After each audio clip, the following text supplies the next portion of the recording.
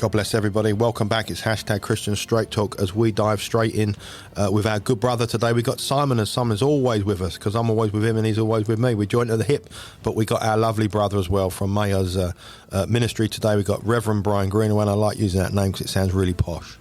Reverend Brian Greenaway. It's good to have him back. Yeah, welcome, Brian. Good to be with you, really. It's so good to see you, Brian. So much going on, and Simon's got a lot of stuff. I've got a lot of stuff buzzing around in our heads, and you know, lots of updates. So, Brian, where do we start? What is today? We understand that a certain fellow in London the other day punched a button for a certain set of lights to go on. Within London, wasn't it? You know, the lights went on and Ramadan. Oh, was that for Ramadan? Yes. Yes. Of course, yes. Christmas and Easter isn't getting lifted up through Christianity, but, no, you know, it's very, very important, isn't it, when you look at the stuff that's going on around the world. And you mentioned it just off air just a moment ago. What's going on, and we're gonna bring that up. What is Ramadan? Why is it important to all what's going on and everything that's going on? So there's loads of stuff to talk about, Brian. So I'm going to hand it over. Bring us the truth, Brian. Bring it, Brian. Let's cut through the nonsense. Yeah. So yes, is Ramadan started on Sunday evening, goes through to the 9th of April. That's 1 month, considered a holy month by Muslims. 1.8 million Muslims will take it very, very seriously, and many others will do something as well. For many, it's just a festival. Yeah. Christians celebrate Christmas in a certain way. They'd get family together, but it can, in certain areas of Islam, it becomes a radical thing.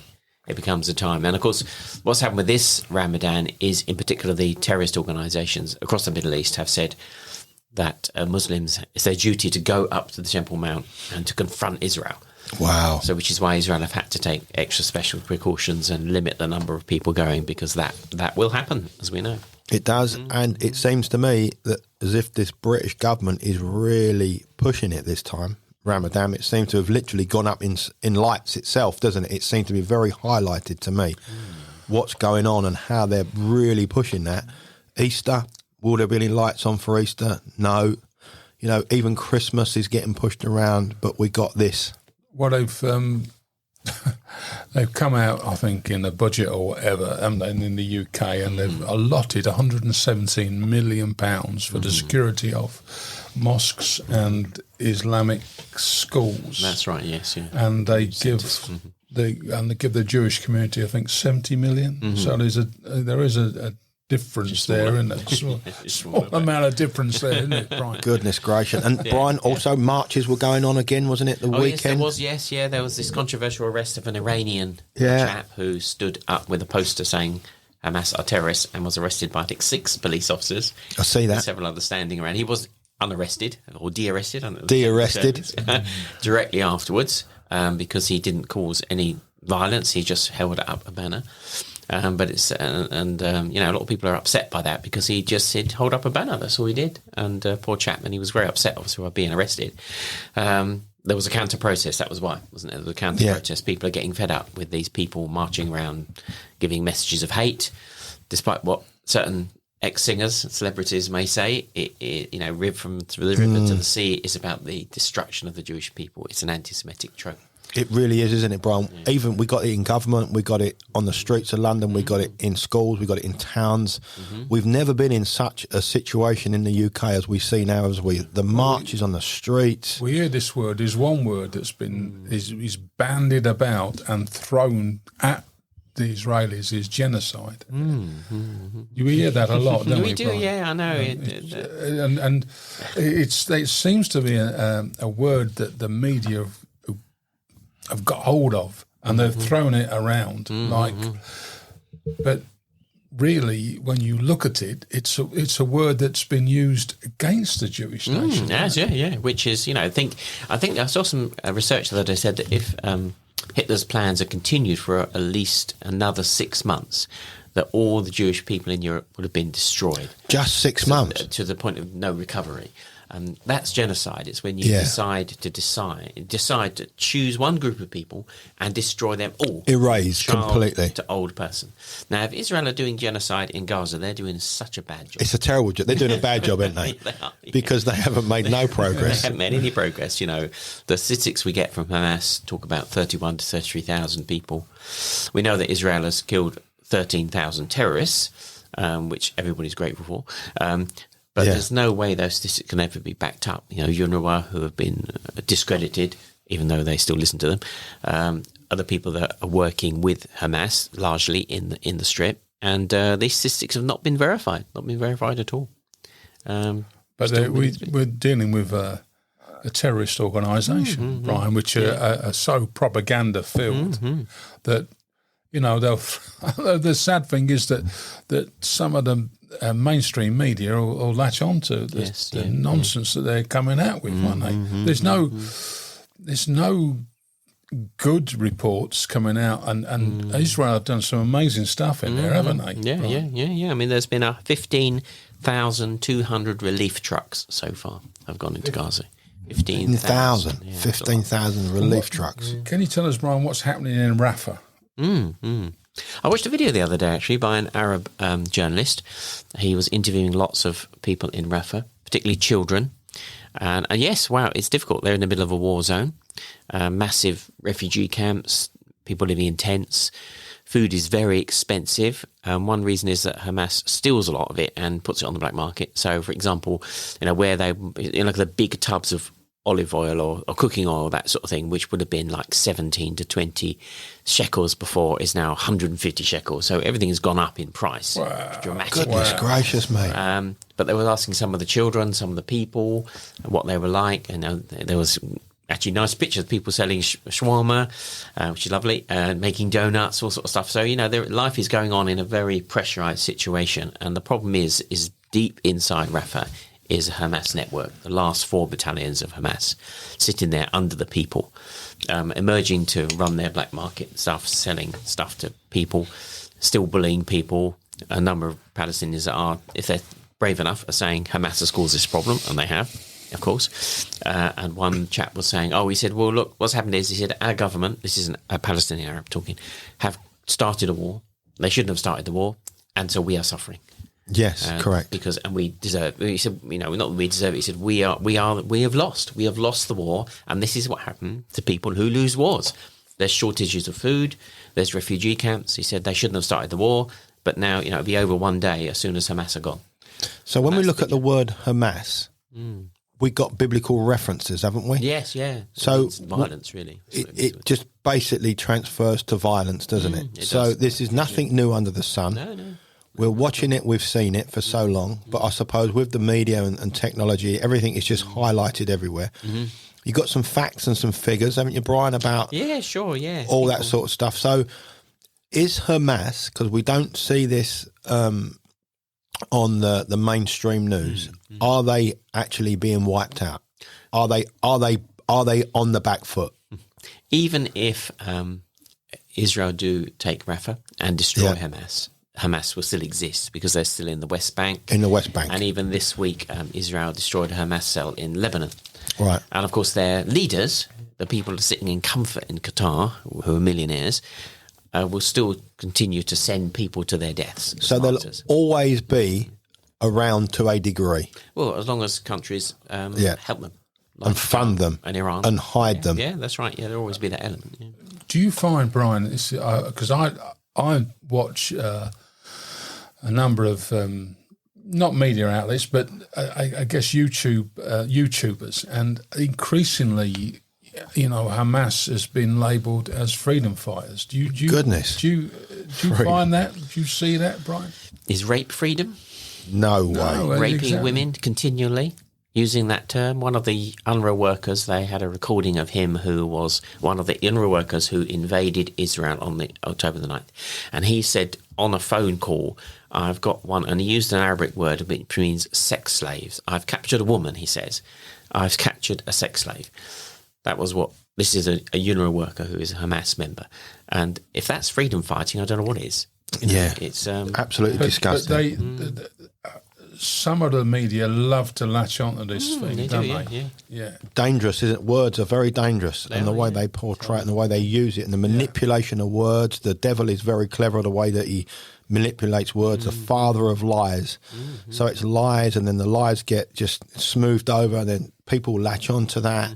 So the facts and figures are really critical, aren't they? What's actually happening. Yeah, I mean, we see in Gaza now, the latest figures I got before we left is, I think I mentioned earlier, 15,200 relief trucks have gone into Gaza now.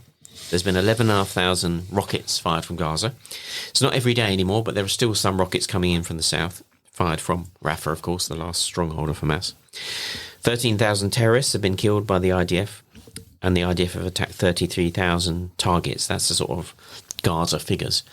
Of course, as we know, there's these airdrops coming in. There was a boat that came from Cyprus with supplies, checked by the Israeli government to make sure there's no weapons in it. That came through from different countries. I think about 12 different countries have been... No, there's been 12 drops, sorry. A number of countries have been involved in taking aid. Jordan, ourselves, of course. Sadly, it was one of our pallets that killed some Palestinians the other day when they airdropped them in. America, of course. So there's, there's aid going in from all different areas. But I suppose that goes with the drum beat, doesn't it? Like everything, innocent people are getting taken out, even by the supply of good help. People are, accidents happen, things happen. So we see, don't we, across the news, all them tons of food just being dropped out of aircraft and that. So where are they trying to land that? What part are they trying to get that to? Well, they're trying to get as near, obviously, to the people as possible. Yeah. And also an area that's not too populated because obviously because of that reason. Because of people, etc. So it's different areas. We've seen on the news they're trying to choose areas where it's near some of the refugee camps in Gaza. Basic supplies, I assume. Basic supplies, food, medicine, that sort of thing. Absolutely amazing. Do you think, Brian, that this attack by Hamas, do you think it's backfired? Do you think they expected more support? Do you think they expected, total support from the terrorist organisations? And do you think because they kind of shot themselves in the foot really because they're being totally destroyed. Yeah, they are. Yeah, I mean, but there's a couple of aspects of that. Firstly, they was expecting Hezbollah to do more in the north. And the Houthis, of course, firing their missiles. They were probably, on the ground level, thinking that maybe Iran would do more. They would mobilise the Islamic Revolutionary Guard and things like that. They're hoping for that. But I think Iran are playing it. They're using Hamas as a blunt instrument, and they can't see it. So, within Islam, radical Islam, there's the idea of the shaheed, which is the martyr. So they want to die. It's a death cult. That's what Islam is. It is a death cult. So people are glad to die for it, for the cause, because they get rewards. If you really believe in your heart that if you die fighting in this holy war and you get rewards for it, then you're going to give your life for it. And what do they actually believe the rewards are? Well, there's a number, isn't there? There's that if you talk about the 70 virgins, that's one thing we're talking about. But it's it's rewards. It's like eternal rewards. As Christians that are listening would say that if they live a sacrificial life for God, it talks about well done, good and faithful servant, etc. That's a Christian doctrine and biblical doctrine. Yeah. And Islamic doctrine is this: if you die in the service of Allah, if you kill people in that process, then you will get rewards for it. If you believe that, then that's in their doctrine, I suppose. But in practical terms, they're promised their families will be looked after by finance. So, in practical terms, their organisation will give the family a lump of money. They do that, It happens in the West Bank area where if terrorists die, then the Palestinian Authority give them money. But Israel have taken different aspects of that. They've tried to stop the money, which hasn't been very, the UN send it, most of it, and the EU. But they knock down people's houses. That's what the Israelis do. If they find out a terrorist house, they'll knock it down. They'll knock it down. So we mentioned three groups, Hamas, the Houthis, and Hezbollah. Mm-hmm. Are they all supposed to be interwoven? Yeah, certain overlap. They sometimes fight each other. So a couple of years back, Palestinian Islamic Jihad, interestingly, who were more near their stronghold, more near the Gaza border, and they fired some rockets at Israel. Okay. But there was an understanding, I don't know how this works, that Hamas said, it's not us. So Israel left Hamas alone. And that was a couple of years back, so they just hit back at PIJ. Now, a more recent thing was that when this happened again, Israel said, no, hang on a minute, you're the elected government, you should be sorting this out, you're responsible for the rockets being fired. There's Palestinian Islamic Jihad, there's Hamas, there's Hezbollah, there's elements of ISIS still there, the Al-Qassam brigades who fought against the allies right across the Middle East when the Caliphate rose up, ISIS rose up. There's those guys as well. The Houthis, of course. And I did mention Hezbollah, yeah. So they're all these, all, of course, all funded and controlled by Iran, all Iranian proxies. Right, Iran. I was going to ask a question about that, but you're answering that. So when we talk about the government, the government that actually funds these three terrorist groups, does it sit in the lap of Iran more than anybody else? And while President Trump was there, he put a complete stranglehold on any money going to Iran and stopped their oil being exported. He did, yeah. But Biden has lifted that. Biden and Blinken have lifted that, and they froze. I think it was $6 billion, and they promised to give it that back as well. So, so America was doing good. It was doing great under Trump. He was taking out that by trade deals. Stranglehold on Iran. Our little friend, the nursing home man, comes along, and it's all reversed. And it's all reversed. And the floodgates have opened, and now they've got so much money because selling their oil. Because they're oil-rich country, they're able to fund these terrorist organisations. So it comes down to a lot to do with finances and what America could lose through oil.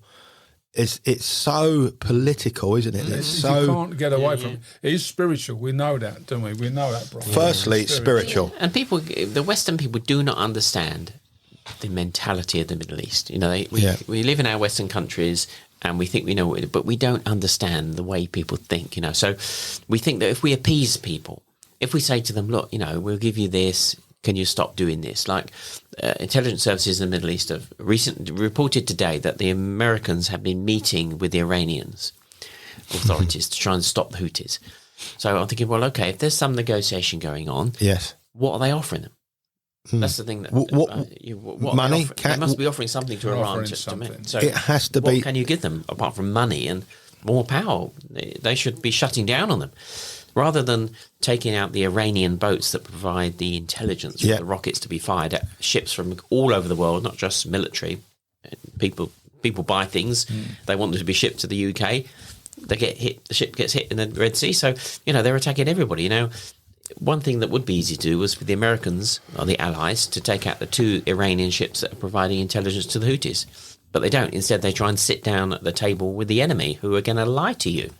They're not going to be honest in their dealings. No. They've not learnt the lesson. There's the Iranians, as I said, Trump put a stranglehold on them, but Obama thought a strong Iran would make a more peaceful Middle East, didn't he? So trying to get a balance, he tried to get a balance. So he was supporting Iran because, and then this Biden's term is really Obama's 3rd term. So he's just carrying on in that, whereas Trump had it locked down completely. And who knows if Trump gets in again? I think the whole thing will be locked down again. But who knows what will happen in November in the States? But you know, you've certainly got a large amount of anti-Semitic movement within the American and British really governments establishments. And establishments. Yeah. While you're talking about establishments, can I just ask a couple of really easy questions, but just to clarify? So we know who's in charge of Israel politically. So when we look at Palestine itself, who actually runs that? So when we talk about government, is that Hamas hit? How does it work, Brian? Yeah, sure. So in there's the 2 areas, aren't there? So there is Judea and Samaria, which is also known as the West Bank. Yeah.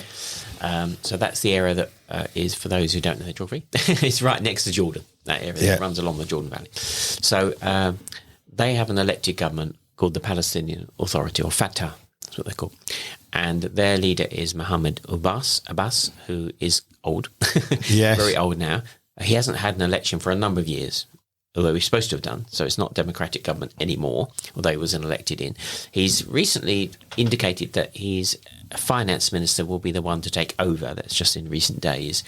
So we'll have to see, because the thing about Fatah is they are more moderate. Okay, they allow lots of bad things to happen, but really they're much more. They talk to Israel. They want a quieter life. But Hamas, Palestinian Islamic Jihad, are working in the West Bank as well. Right. The reason he hasn't had an election is because he thinks that he'll get out of power. He thinks that Hamas will be voted in the West Bank.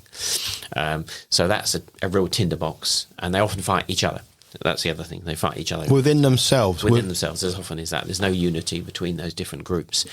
There were some ISIS cells, but Israel have dealt quite well with the ISIS cells and managed to take them out, more extreme guys.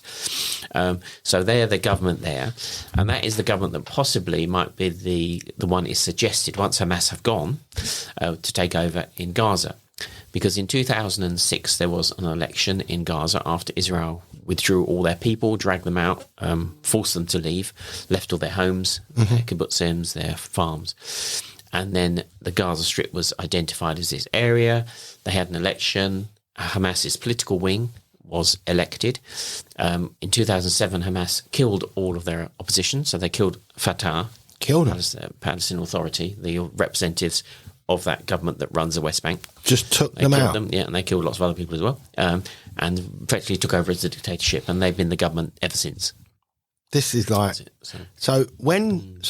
right, bit of a dodgy area to talk about. So when we see certain people walking the streets of London with these flags up, do we actually know, or do they actually know, the real fundamental truths? No, because when you look and you listen to it like this, They don't. it's almost just jumping onto a flag. Any flag will do, just for a protest at the moment. So when you listen to the depth and the core of everything, they don't know. Sorry, Brian, but these people do not know. They can't. Jumping onto the anti-Israel, anti-Semitic. They're just jumping onto that banner. Sadly. So when you just talk about what you're talking about, yeah. that the terrorists went in and took out that government, and then you've got people on the streets of London walking for them. So they're actually walking for terrorist governments. Well, they're cheering for the Houthis. They're cheering for the Houthis. So when you really look at this stuff going on, and then you've got the British establishment just watching all this stuff, and we spoke about that man that got arrested, de-arrested, all that sort of stuff. I actually don't think that the majority of these people that walk on these marches actually know the full fundamental depth of the truth, because I don't believe these human beings that carry these flags and jump up and down would actually do that if they really would do their homework, because the news channels that we know just skirt around the fluff, don't they? But when you hear the actual core of everything that's going on. Now, I had a really obscured letter the other day come through from local church stuff and all that. Brian, can we clear something up? Was Jesus a Palestinian? Most definitely not. Hallelujah. Well, I have got a letter from certain churches that is saying, and I nearly forwarded it to you, but I got caught up, that Jesus, and I'm thinking, if this is the church within the UK, and there's some people that we all know that have signed this letter, and I'm thinking, they were asking me to support it, and I was quite graceful for once in my life. I didn't respond to anything. I just let it go. But I thought, if the church is actually bringing a letter to send to Parliament regarding this, I'm thinking, no wonder we're a mess. If the church doesn't know where Jesus was actually, the scripture tells us, doesn't it? So we all know around this table that Jesus... And even Palestine wasn't. Was it even? It wasn't. No, it wasn't there, was it? I was horrified the other day to be sent, like you, Ben, something in the post. It was this World Day of Prayer something. It was abhorrent, absolutely abhorrent lies. Yeah, it was. It's a Women's Day of Prayer, 1st of March, for Palestinian women. Yes, we need to pray for Palestinian women. But when I looked inside, I was so incensed at the anti-Semitic. Rubbish in there and the lack of knowledge of history. So, for example, they quote Herodotus and they say he talks of Palestine in 500 BC. Well, he doesn't actually. No. If they read their proper classical Greek text, which they obviously have no knowledge of, then it says he refers to the people of the Philistines on the coast, which we know. Yes, because the Bible tells us about the Philistines on the coast. They always were. Who did David defeat? the Philistine champion, Garth. So it's Goliath, sorry. And so of Garth. So it was completely full of wrong history, and it had things like in it that Israel had expelled 750,000 refugees during the 48 Independence War, which is a complete and utter fabrication. Nothing like that. Yeah. So the word Palestine comes from the Romans. Yes. And so after the Romans, after 3 or 4 revolts by the Jewish people against the Romans, they just had enough. So in 135, they completely destroyed the temple. They ploughed it up. They destroyed everything. And they said to the Jews, you can't live in Jerusalem anymore. Horrific, where the temple was. So they expelled them. And they renamed the region. They named the region Syria Palestina. And the reason they chose that was because Syria was the dominant area. Yeah. And the Philistines were the deadly enemies of the Jewish people. And everybody 2,000 years ago knew that because they knew their recent history. Yeah. And so they named it after their deadly enemies. And that's where the name comes from. But it's never actually there's never been a Palestinian There's king. There's never been a Palestinian emperor or government or finances. There's never been established as a country.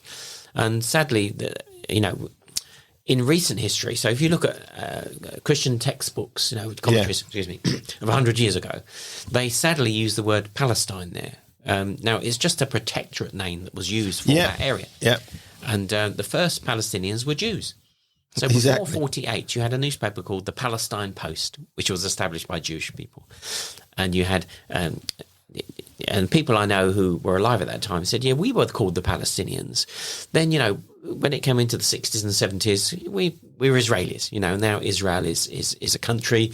We call ourselves Israelis. And so Yasser Arafat picks up this word Palestine and he says, we are the Palestinians. They never called themselves Palestinians before 48, before the late middle 70s. So doesn't it show you, with the marching on the streets, how biblically illiterate the majority of the church in the UK is? Because if you was to look at the names that are on the bottom of that letter, bishops, this, that, everybody, and you're thinking, I can't believe. As soon as I started reading it, I thought, I know where this is going. Yeah. And when you went and they blatantly said that Jesus is a Palestinian. That's absolute rubbish. Well, he was from the line of Judah, wasn't he? I know. It's just quite simple.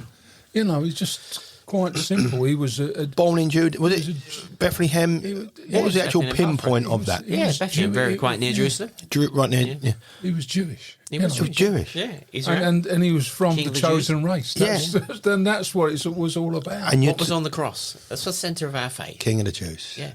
King of the Jews. Here is Jesus, King of the Jews. He was the Lion of the tribe of Judah. That's right. And when you look at that, what Brian's saying as well, the geographics, it wasn't even in existence, was it? At that point. There's never been anywhere called... No. So when you look at Christ on the cross, the Lion of Judah, the King of the Jews, and the church is writing letters and getting pastors and all that trying to sign this stuff, and you're thinking, no wonder the church in the UK is in such a mess. It doesn't know the fundamental biblical truth. Yeah. And these people... Know who he is. No, doesn't know his identity. They don't know him. And you think about that. Of Christ, and they don't know who he is. And it comes down to this. You both said it. They don't know who Jesus really is. That's right. Yeah. So everything that's breaking out on the streets, everything that's going on... This is just religion, isn't it? This is what we're talking about. But I can't believe that these intelligent... but we know knowledge puffs up and all that. But their eyes have been blinded, haven't they? That's to the knowledge of the truth. That's blatantly obvious, isn't it? And as you quite rightly said in your opening statement, they're biblically illiterate. That's right. It's very scary. They know their Bible. It is, yeah. And they are supporting. I've got to be careful I say all this. They are supporting certain things that are happening the weekend, and you're thinking it's going against. It creates anti-Semitism.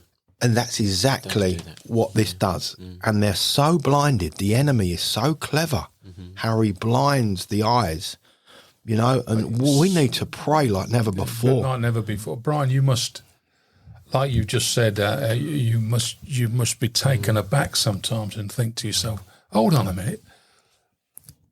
Was it the Israelis that actually attacked Hamas? No, hold on a minute. What really went on there? And suddenly, with I said to my wife, I said, within 2 weeks you'll see the rhetoric change, but it's continued to change, hasn't it? Yeah. That's it. Yeah, that's Amongst all the evidence, amongst all the horrific evidence that we've got that have come out of that attack. I don't. Crazy. Yeah, I don't have the complete facts and figures in front of me, but I noticed that the UK government have hardly sent any funds directly to Israel itself. As we said before, every time they talk about, they won't actually pinpoint and they won't have a real strong discussion on Israel. It's always the Gaza Strip. It's always humanitarian aid.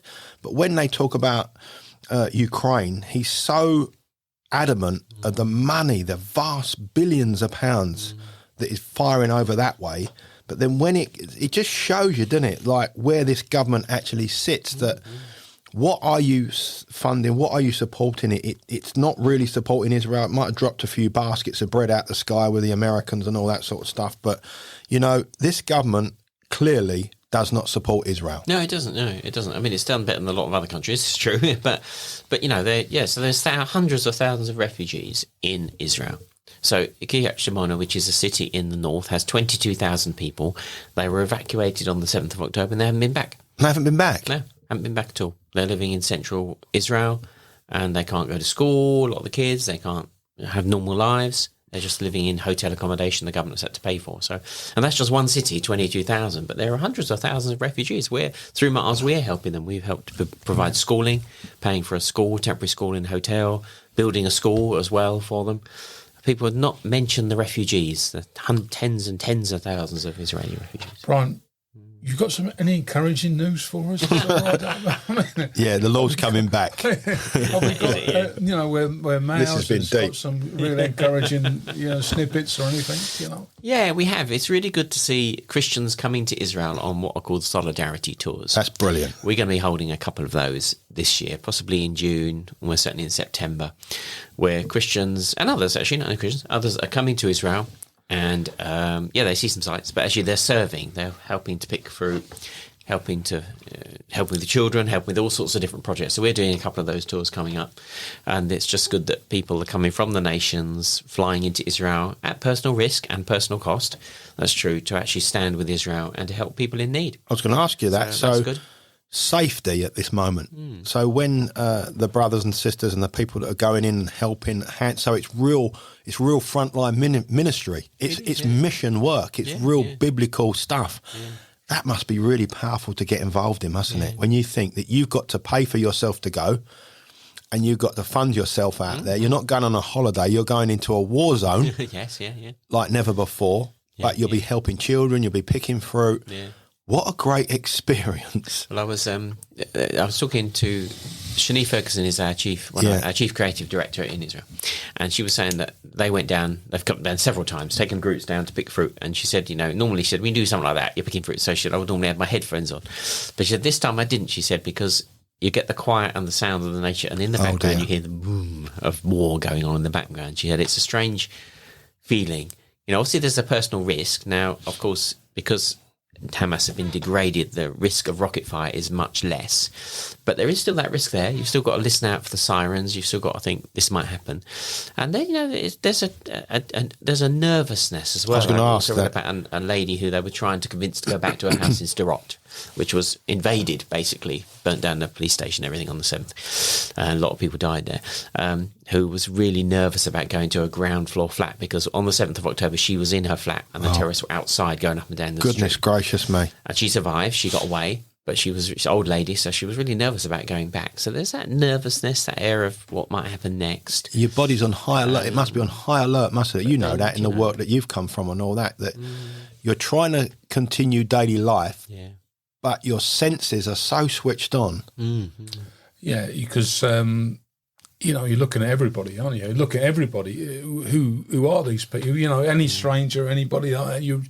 Because there's still, I guess, infiltrating. There's still, I guess, attacks within inside. There are some this week. So this week they intercepted a group trying to get through the security barrier, heading for Tel Aviv. They had a primed bomb, and they had weapons with them as well. So they're still They're still going at it. They ain't stopping. No terrorists coming from the West Bank. Yeah, Goodness gracious. On alert there. So what dates are you doing these tours, Brian? So one in June, we're hoping. Now, we realise June is quite soon. If you've got loads of money sitting around like you've been, Thank you, G. Well, you want to check your pockets. If someone's got a couple of shekels now, they can go in June. That's when. But we realise that most people will probably think, right, I need a bit more time to arrange leave to get the money. Yeah. So September is almost definitely going to be that time. So it will be like a week to 10 days. So you've got a week to 10 stay days. In a hotel, yeah. You see some sites. Of course, we're going to take people to sites they want to see because they're there. But hotel, no windows. Your own no roof. Body jacket on. But what an experience. It is, yeah. It is a really good experience. Yeah. That is well, I hope and pray there'll be some Elim pastors that will want to go out there and do that. But that is a place to go, Mm-hmm. Brian, what else we got? Time is literally ramping. We're flying along. So any other updates, anything else we should know from what's been going on before? Can I ask you a quick question about the Lion Gate? We mentioned this. Oh, yes. Yeah. What is the Lion Gate? So around Jerusalem, there are many gates. We've got the Golden Gate, the Jaffa Gate, the Dung Gate, which is near the Western Wall. There are various gates. And this is to get into the old city. And particularly to get to the Western Wall area. And of course there is security. There would be the security all the time. And if you go to the Western Wall, you can't get to it, to the Temple Mount area, without going through security. So it's airport security.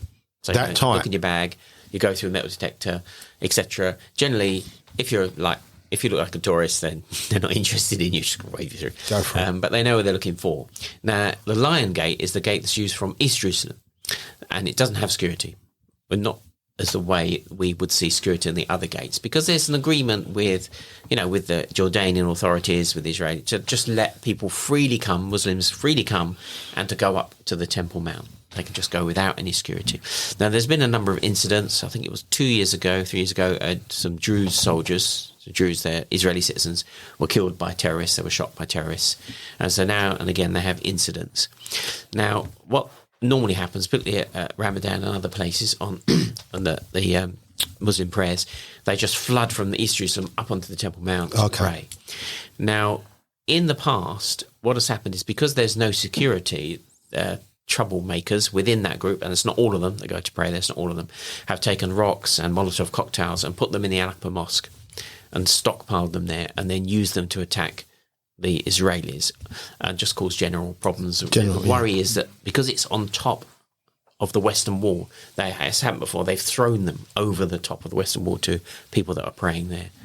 So the interesting thing about this situation is that Israel are responsible under the terms of the agreement for security on the Temple Mount. So what happens is the rioters go into the mosque, they take the rocks and the stones and the Molotov cocktails, and then people can't go and pray.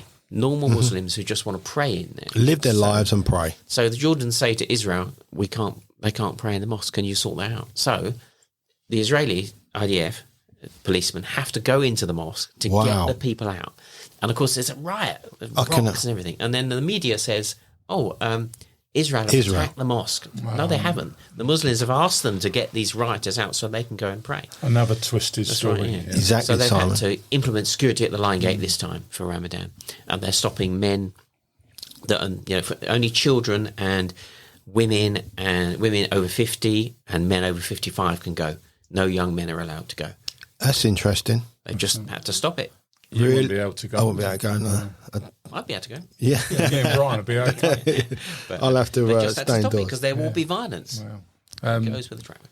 So this all in the UK press and across the British media and probably world media that, you can't even go and pray anymore. That's what they were saying. You can't go and pray when actually they don't know the depth and the core and the fundamental truth of what's really going in. Where they're condemning Israel, Israel have got that agreement to go and take care and look after the place of prayer. Yeah, that's right, yeah. So it's to stop the violence. It always has violence every year.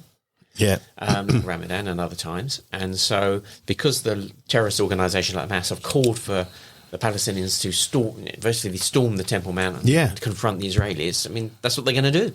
So they've had to stop it. That's preventive, isn't it? Any police force would take preventive measures if there was intelligence about possible violent acts. Terrorists. And that's what they've done. And what's the normal sort of footfall they would expect to go all the way through to go to this?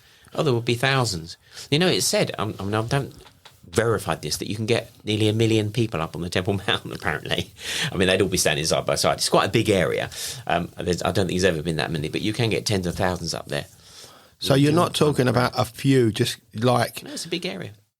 For policing that and looking after that, it must be an absolute nightmare. Yeah. It is, It's an impossible situation, isn't it? Yeah. So try and looking at certain people and saying, well, you're under that age, you can't go. It must be a horrific thing. So even the idea, they must be on high alert in their own senses, thinking that we are in such a vulnerable place that I am an IDF in the army. Now I am going up into a volatile. I can't bear the thought of what that must be like. Must feel like, yeah. Am I being drawn into this for other reasons? Yeah, because you've only got one wrong move and you're all over the place, aren't you? All over the press. The press will be all over stuff. So one-sided in their reporting, Brian. Yeah.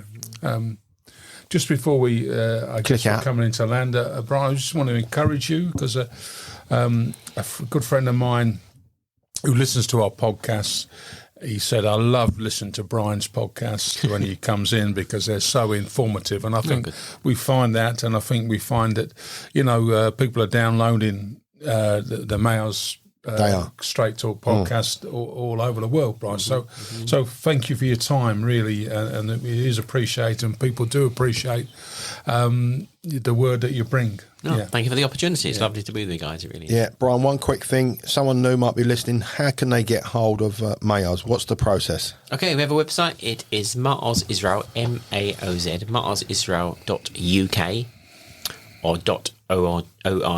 We have two international website and UK website. Yeah. There we go. Well, very soon we'll have our website up and running with a link to our friend. Yeah, there you go. Thank you so much for joining us, Brian and Simon and myself. We say have a great day wherever you are. Never give up. God is with every one of us, and God bless you. And thank you so much for the thousands of downloads in the mighty name of Jesus Christ. God bless. Take care.